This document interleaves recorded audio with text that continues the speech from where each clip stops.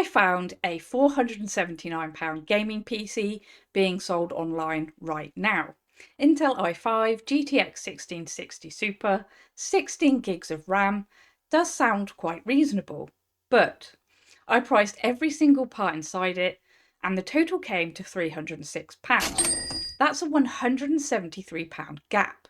And that's not actually even the most interesting thing I've found. So today, I'm breaking down that £479 refurbished gaming PC that's from a UK retailer, pricing every component in real time using current eBay and Amazon UK prices. So there's no guessing, just the maths. And by the end, I'll tell you honestly whether I'd spend my own money on this or whether there's actually a better way to spend £479 in 2026. Let's take a look. First up, the processor. That Intel Core i5-9500, 6 cores, 4.4 GHz boost, released in 2019, so it's roughly 7 years old. Now, before you dismiss that, for 1080p gaming and everyday productivity, it is still perfectly adequate.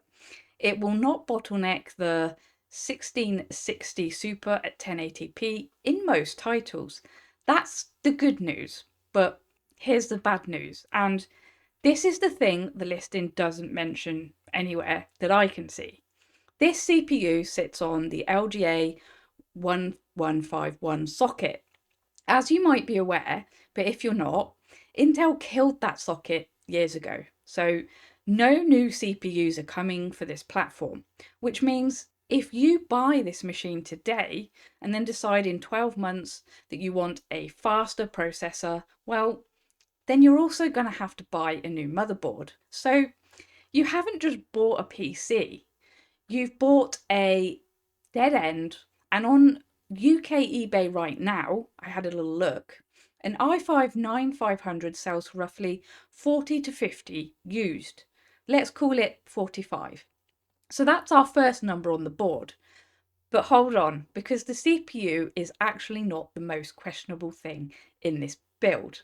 That comes later.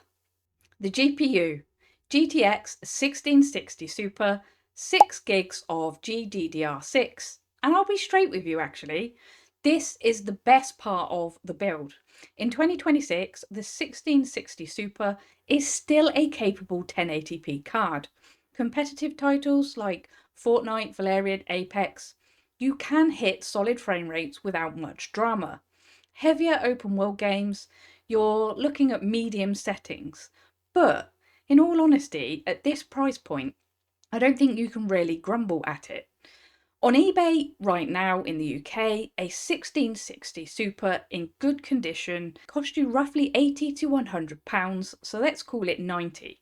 So, running total. So far, the CPU 45, GPU 90, we're at 135 in components. Now, RAM. And this is the most important find. 16 gigabytes of DDR4. Good. That is the minimum you want for gaming in 2026. But here is the thing. The listing does not tell you the RAM speed. And that matters because there is a meaningful real-world performance gap between, say, DDR4 2133 and DDR4 2666. One of them pairs quite well with this CPU, and one of them will hold it back slightly. 3B Systems simply doesn't say which one you're getting. Now, maybe that's fine, but in my opinion, when you're spending your hard-earned money, £479 to be exact, you should know what you're buying. Now, keep that thought, we'll circle back to it. But what does 16 gigabytes of DDR4 actually cost right now? And this is actually where it gets interesting. So a new kit on Amazon UK, so something like Corsair or Crucial, you're looking at 100 to 130. RAM prices have been climbing up and down, and that is likely to change. And if you hunt on eBay and get very lucky with a used desktop kit, you might get it for 35 to 45, but new, budget at least 120. The 512GB SSD, that is fine for Windows and a couple of games, but one modern AAA title will take up 80 to 100 gigs. You're gonna feel that limit quite fast. On Amazon UK right now, a budget SATA SSD from a brand like Kingspec runs at about 38 to 45, so we'll call it 40. Motherboard, not listed at all. For LGA 1151, you are looking at a B360 or a H370. eBay used 40 to 50, call it 45. Now, the case and the PSU, and this is the one I really want you to hear. The PSU, the power supply unit, not listed at all. No brand, no wattage, and I do want to be direct here because this is the one component in any pre-built where corners get cut most often. A cheap PSU from an unknown brand isn't just an inconvenience. A failing PSU can take other components with it. We're talking about your GPU, your motherboard, and potentially your CPU. That is not me being dramatic. I have actually covered PSUs in another video, so make sure that you check that one out. But for a refurb machine at £479, a case and budget PSU combo comes in at around £50. Let's use that. Windows 11 Pro license, retail even, that's over £200. On a refurb, it's an OEM license. So I'll put it at £10 generously. Right, let's do that total. A quick note before I hit you with the numbers. If you are finding this useful, a like and a comment generally helps this video reach other budget builders who are about to make the same decision. So please comment, like, and all that good stuff. Right, back to the maths. I'm going to give you two numbers because it generally depends how you shop. Here's the full list. CPU 45, GPU 90, RAM, SSD, motherboard, case and PSU. Windows, if you source everything brand new from Amazon UK today, you're looking at roughly £390 in components alone. Now, that makes the $479 asking price only $89 over parts cost. And honestly, for a tested, assembled machine with a warranty, I don't believe that's an unreasonable premium. But here's the thing. 3B Systems, and I've got nothing against them, didn't buy these parts new. They bought a used machine or used parts. So on eBay used, that same component list comes to roughly £306. Against 479, that's a £173 gap.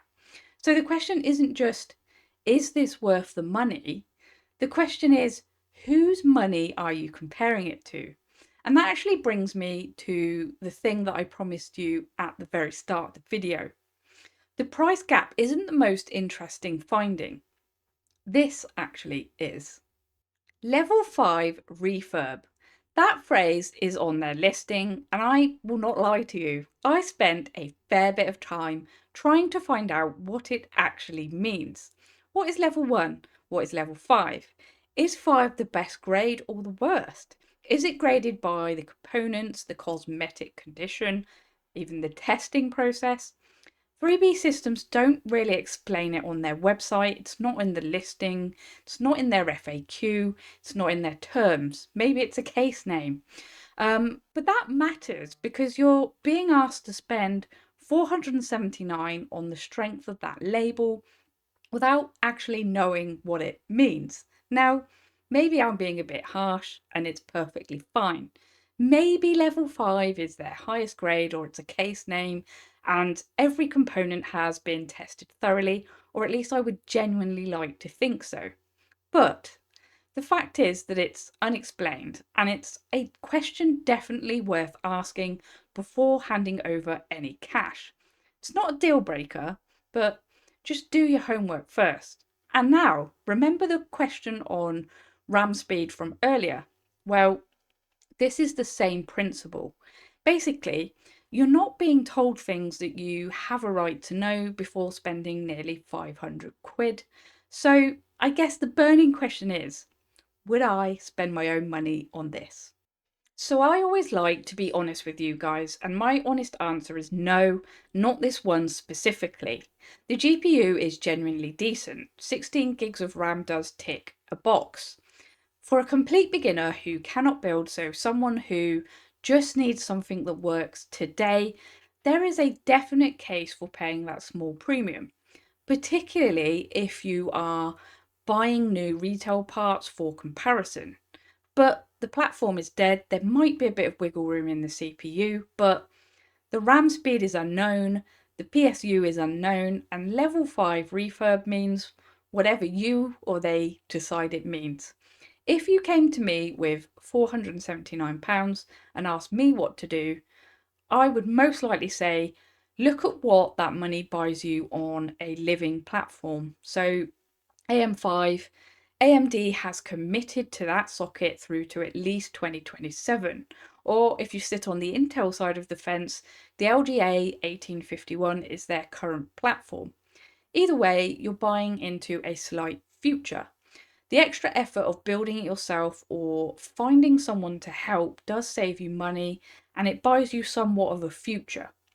The value sweet spot, I would say this isn't. But if you genuinely can't build and 1080p gaming right now is all you need and require, go into it with your eyes open. You hopefully now know exactly what you're paying for. That's actually a lot more than most people do before they click that add to basket button. Now, of course, I would like to hear from you. Have you ever bought a refurb pre-built? Was it the value sweet spot you were hoping for, or did it turn into a bit of a money sinkhole? Tell me about it in the comments below. And of course, if you found this useful, please make sure that you like and subscribe and all that good stuff. But that is it, guys. I just want to take this last moment to thank you for taking the time to watch and be part of this community. Take care of yourselves, and I will see you on the next build.